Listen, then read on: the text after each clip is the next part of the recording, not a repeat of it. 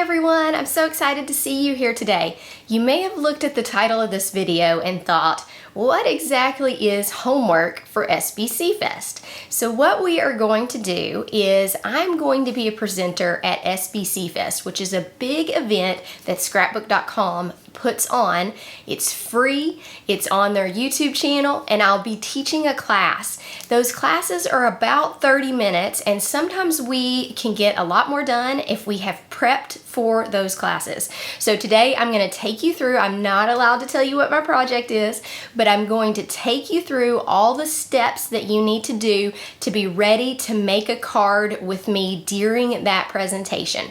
My presentation is on March the 9th. SBC Fest is on March 8th and 9th. So that's a Saturday. It'll be sometime in the morning. We don't have an exact time yet, but I would love for you to be there and live chat with me. And if you have these things already done, you're going to be more prepared to be able to do that class in real time. So I wanted to get you there. I also wanted to be able to talk you through some things that if you don't have the exact supply, what you might could substitute for that, and how that would work. So we will be making card bases, we'll be making some stripes, we're going to be doing a little bit of stamping ahead of time, and of course I'm going to go through all the supplies and link them below that are needed for my class. So I just want to take you through all these steps, get you ready, and I cannot wait to see you at SBC Fest. All right, let's start out with the cardstock that I'm going to use. This is Gina K in the navy, which is a great navy cardstock if you've been looking for one. I'm also going to use the brushed silver from Altenew. This is a silver cardstock, but it's got more of a brushed finish to it, so it's not super shiny. It's more of like a matte looking color. I'm going to use these dies from scrapbook.com. They're the thick and thin dies, so they make a thin stripe and a thick stripe. I will also go over with you how you can make some stripes that would work. And then I'm going to use this stencil that has this chevron pattern to it. You do need some type of stencil. It can be whatever you want, and you definitely need some type of alphabet letter dies because we're going to make our own sentiment for this card. I'll also be using this happy birthday set right here. It's got a lot of different fonts and sizes.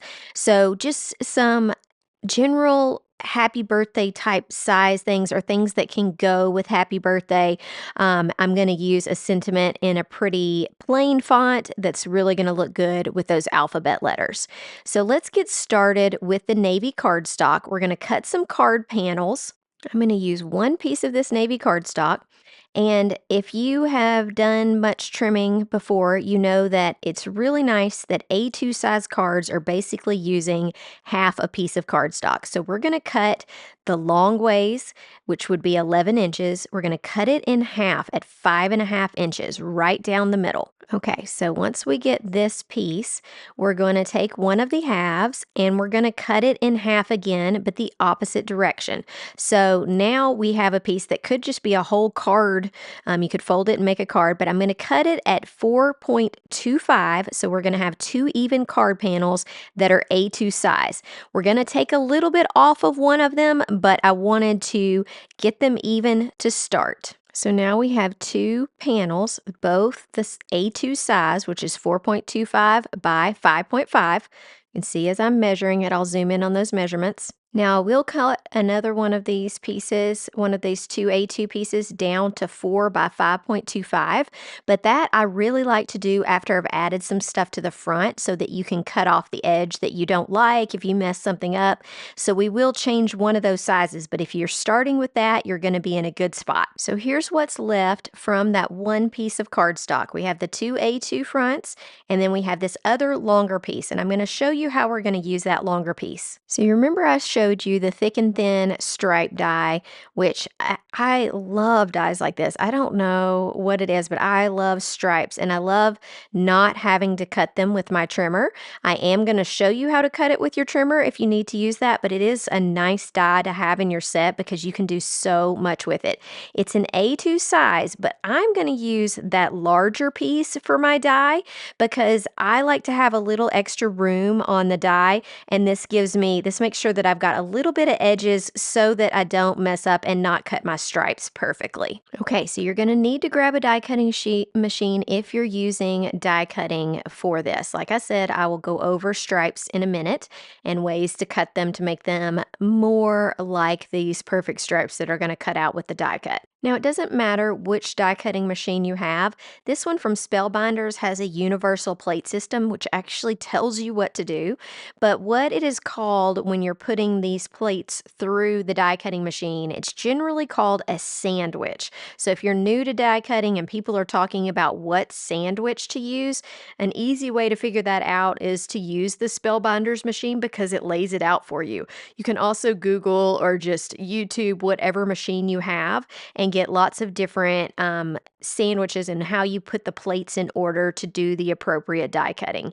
With this one, I am going to use a piece of mint tape to hold it to this piece of paper because on one edge, it's pretty close and I want to make sure I get those stripes right. So I'm lining it up and then I'm going to use some mint tape to hold it in place. Then you send all of these plates through. This machine is a hand crank. There are some that are electric, which are great also, but you just crank it through, which is probably going to make my camera shake just a little bit because it takes a little bit of muscle to get those plates through. But you're going to see we're going to have some beautiful stripes after this. Once your plates come out of this machine, you will see that the die has cut out some beautiful stripes. So let's flip it over and look at our stripes. We got two different size stripes. I love having those skinny stripes in there. They look so cool. But I need to put these in a place where I can keep them until the presentation and keep them straight so they're not bent or it messes up the paper. So if you have some of the sort and stack trays from scrapbook.com, that's a great thing to use. Or you can put them in a coffee filter, whatever. Just make sure you keep up with them. And that mint tape pulls right off. So I have another panel that I'm going to use for some stamping next. So we're really just using one piece of cardstock for this whole card. Now keep all your pieces safe until the class. You could put them in something like a sort tray or just somewhere safe so we'll have them and they'll be straight. If you don't have the die cut, then you can make your own stripes. Making your own stripes, especially skinny ones, you just really need to hold the paper very still. Right here, I'm measuring. I'm going to zoom in for you. The easiest way I've found to create stripes is to make sure that you have a ruler here.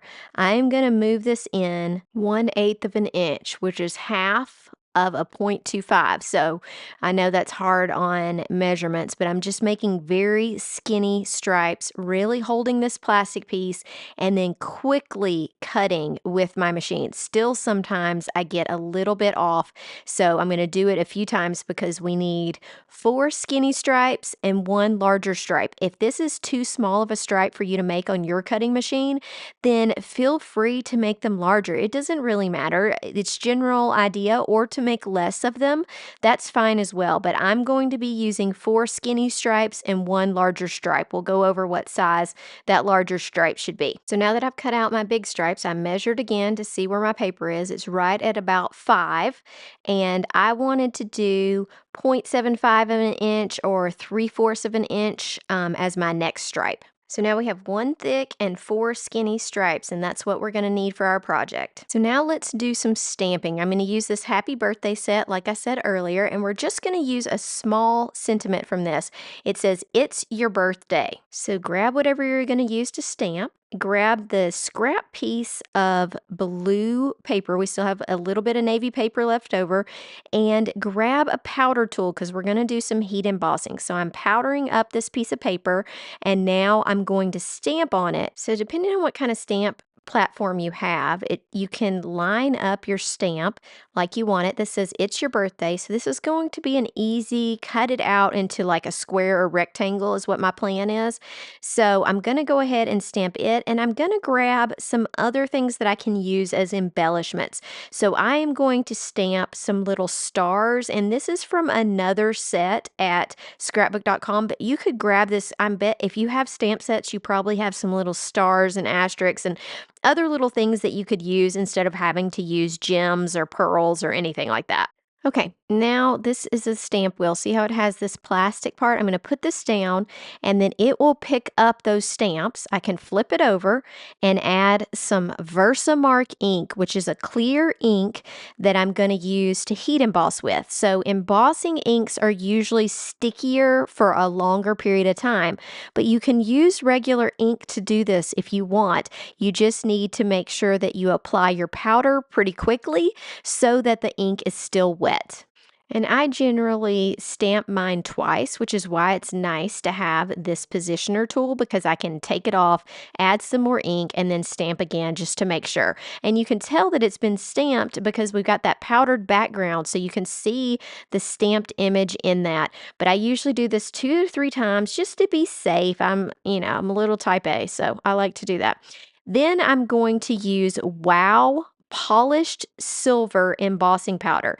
You could use any silver embossing powder. This one happens to be my favorite, and it also matches that Altenew brushed silver paper really well. This is another use for coffee filters. You could use a piece of paper, whatever you want. You see I still spill half the time, but it's a nice way to get this powder off your paper and catch it and be able to put it back in the container. Now, a quick hint, anytime you're embossing on a dark color cardstock, you really want to look at it and make sure there's not any powder that is outside of the lines where it's supposed to. And I'm using this little tiny paintbrush. It's basically because this powder is static, and so it sticks to the paper in places. Most of the time, the powder that you've put on, that white powder tool, takes care of it, but you want to double check because this is going to be bright silver on navy cardstock. Look how beautiful this looks. I just love this bright silver. Now we've got all this powder on here and everything has been heated, so it's nice and dry. So take some type of microfiber cloth. This could be like a Swiffer duster, it could be a microfiber towel, something like that, and just wipe that powder off so you get your beautiful navy cardstock there. Now we're just going to cut around It's Your Birthday. I'm just going to generally make it even. I'm not really doing specific measurements, just using a paper trimmer. Sometimes one of these slide paper trimmers is easier when you're doing these teeny tiny little pieces. I'm just basically making it into a rectangle and trying to make it look even around it. It depends on what stamp you use as to what this will be. It's about an inch, as you can see right here.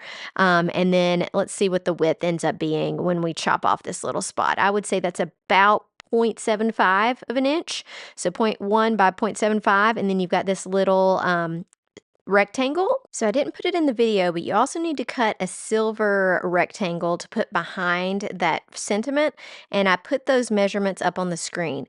Then we're going to take these little things that we're going to use as embellishments, and we're going to what's called fussy cut in the card making world, which basically means we're going to cut them out with scissors. If you have some kind of cutting machine or you have dies for years, use that and cut them out. I do not have dies for these, so I did cut them by hand. Okay, and here's what we end up with. Just be careful and hang on to these. You'll want to put those in with your stripes so you don't lose them. Let me pop back on camera. Hey everybody, I hope that you enjoyed that. I know it's hard not knowing what your project is, but if you'll go ahead and get these things prepared, you are going to be ready to craft live with me at SBC Fest. So all the information about SBC Fest, my supply list, everything like that is going to be in the description of this video, so make sure you go through that and check things out. I will be live chatting with you during that time, and I can't wait to see you on Saturday morning. Make sure, if you want reminders about SBC Fest, make sure you sign up for my newsletter. I send out sales, I send out new videos that have come out. If you just want to be up to date on the latest stuff happening at Nikki Hart's Cards, then that newsletter will not overwhelm your inbox, and it has a lot of good information about things that are going on in the crafty world, lots of free events and lots of giveaways. So make sure you do that. I will see you at SBC Fest. Bye!